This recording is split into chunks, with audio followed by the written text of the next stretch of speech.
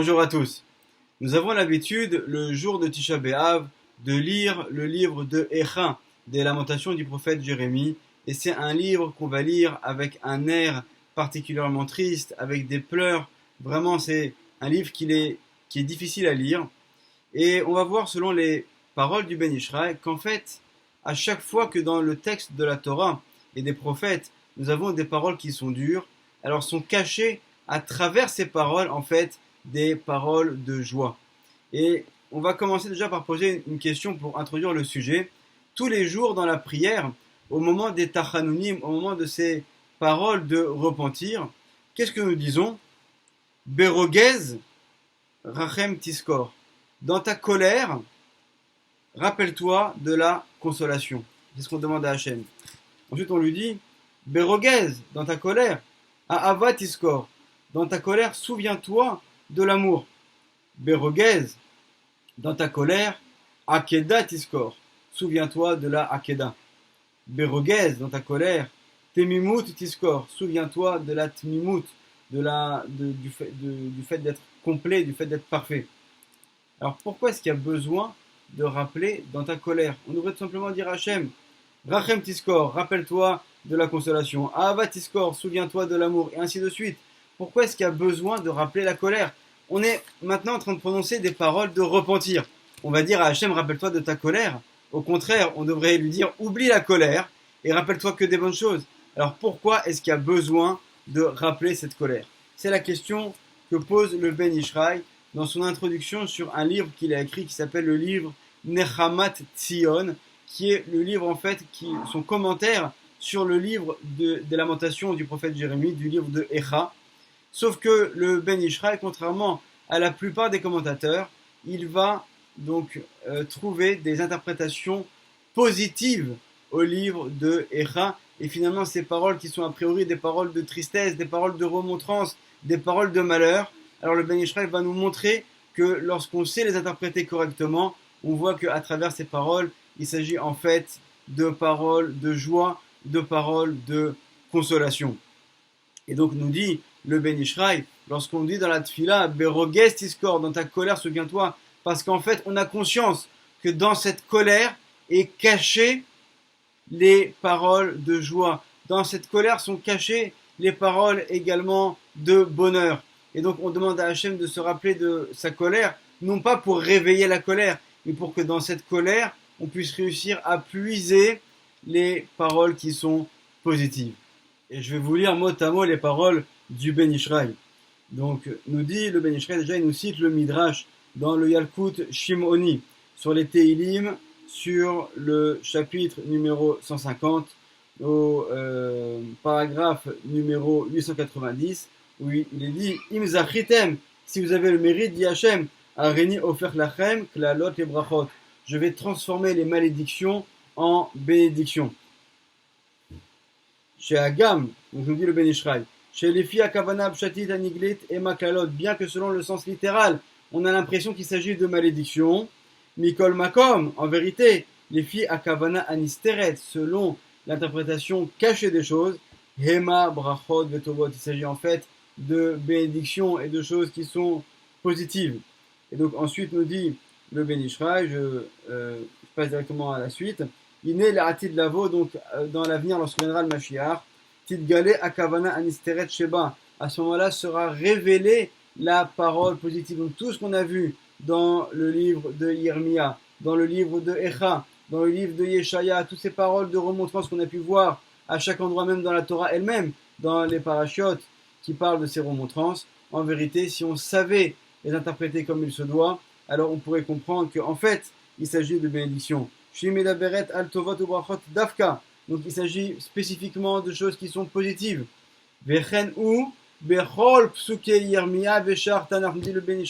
C'est valable pour tous les versets qui soient dans le livre de Jérémie ou dans tout le Tanakh dans son ensemble. Et donc il dit le Ben Ishraï, étant donné qu'on a la Emouna, on a l'espérance, on espère à tout instant voir la venue du Mashiach. Donc forcément, il nous dit le Ben Ishraï, je ne peux pas interpréter le livre de Echa selon son sens négatif. Je suis obligé de l'interpréter selon des paroles qui vont être des paroles positives. Et donc, Bezrat Hashem, pour un petit peu comprendre cela, on va donc expliquer quelques paroles du premier verset du livre de Echa, qui nous dit Echa Yasheva Vadad, Aïr Rabati Am, Aïta Ke Almana, Rabati Bagoim, Sarati Bamedinot, Haïta Lamas. Donc on va expliquer tout de suite ce verset. Donc Echa c'est une parole de lamentation. Yasheva Vadad, comme elle est assise, solitaire, on parle de Jérusalem. Rabati Am, la cité qui à l'époque était remplie de personnes. Aïta Ke Almana, elle va être comme une veuve. Rabati Bagoim, donc elle était importante parmi les peuples. Sarati Ba Medinot, donc également elle était souveraine parmi les provinces. Haïta Lamas, et elle a été rendue tributaire. Donc on va expliquer maintenant ces versets selon le côté positif. Donc les paroles du livre de Echa commencent par les mots suivants. Echa Yasheva Vadad. Donc malheureusement, Yasheva Vadad, donc elle est assise solitaire. Nous dit le Ben Ish Chai, il y a deux types de personnes qui sont solitaires. Il y a soit celui qui est tout en bas, celui qui est délaissé par tout le monde, mais c'est pas de lui qu'on parle ici, contrairement à ce qu'on pourrait croire selon le sens littéral. Nous dit le Ben Ish Chai, également celui qui est tout en haut, il a besoin de personne, et donc il se sent également solitaire. Et donc nous dit ici le Ben Ish Chai, c'est de ça qu'il s'agit lorsqu'on parle de Yerushalayim. On dit Yerushalayim, elle va être solitaire. Pourquoi? Parce qu'en fait, elle va être tout en haut. De la même manière que celui qui est sur un podium, qui est tout en haut du podium, il est solitaire, il n'est pas entouré avec d'autres personnes. Donc là, ici, c'est la même chose. Yerushalayim, elle va être à un tellement haut niveau qu'elle sera solitaire. Également, le Ben Ish Chai va développer une autre idée. Il nous dit qu'il n'existe pas de ville dans le monde qui n'a pas besoin d'autres villes pour s'entraider. S'il s'agit, imaginons, d'une ville avec une grande densité dans laquelle vivent beaucoup de personnes, elle va avoir besoin également d'autres villes qui se trouvent à d'autres endroits pour lui faire parvenir de la nourriture, pour lui apporter des choses dont ses habitants ont besoin. Alors que là, nous dit le Ben Ish Chai, pour Yerushalayim, il va y avoir un miracle. C'est que Yerushalayim n'aura besoin de personne. Ce sera la seule ville au monde qui va se contenter d'elle-même et dans laquelle tout sera déjà inclus.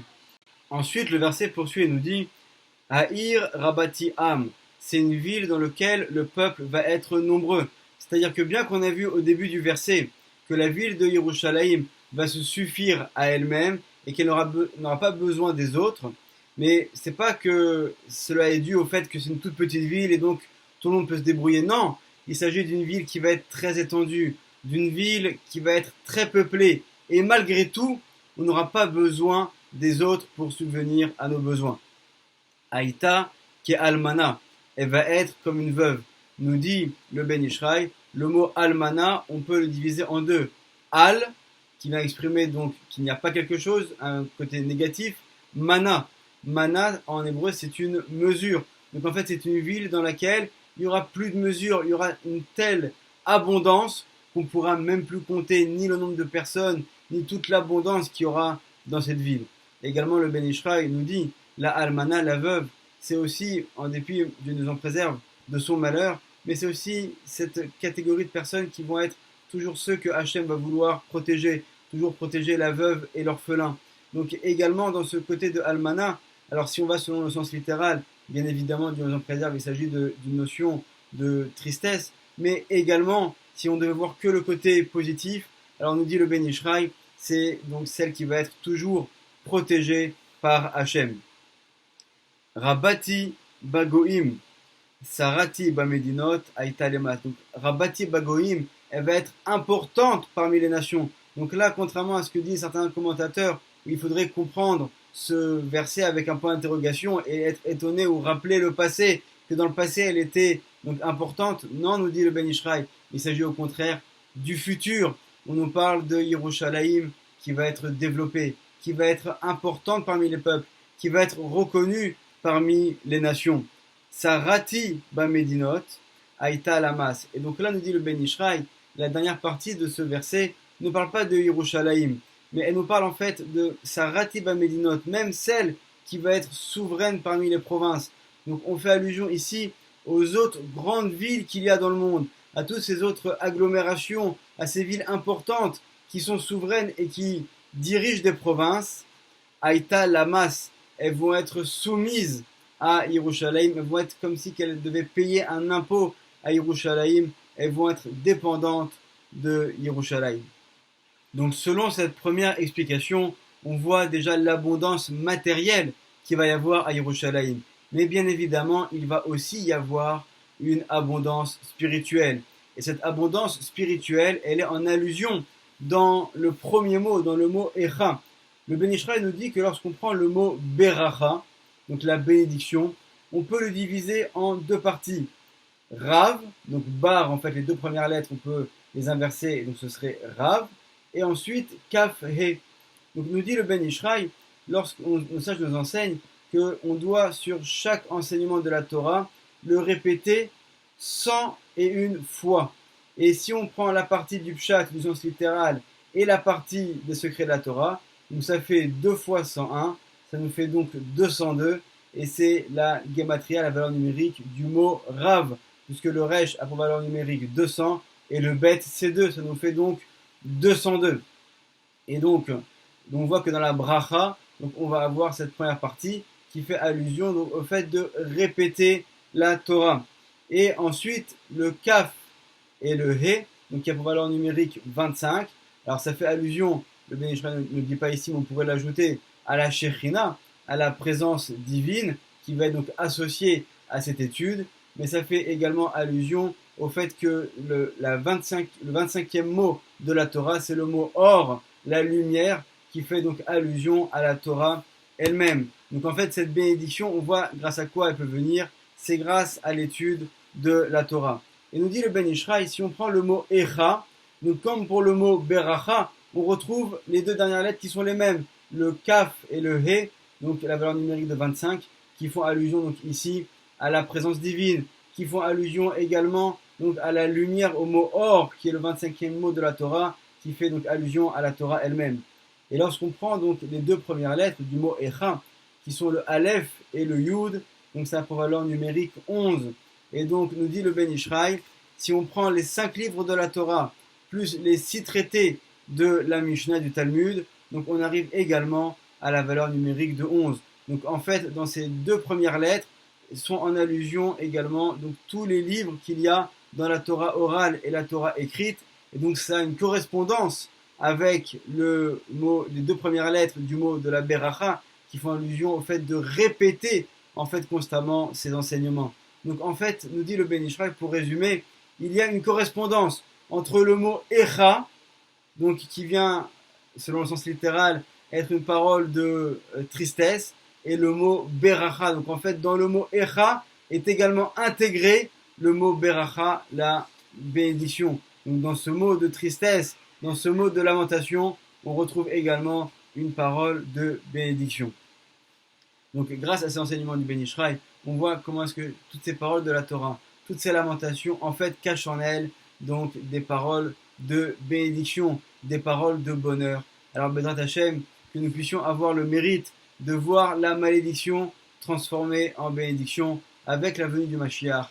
Bimera, Beyamenu Berachamim. Amen ve Amen.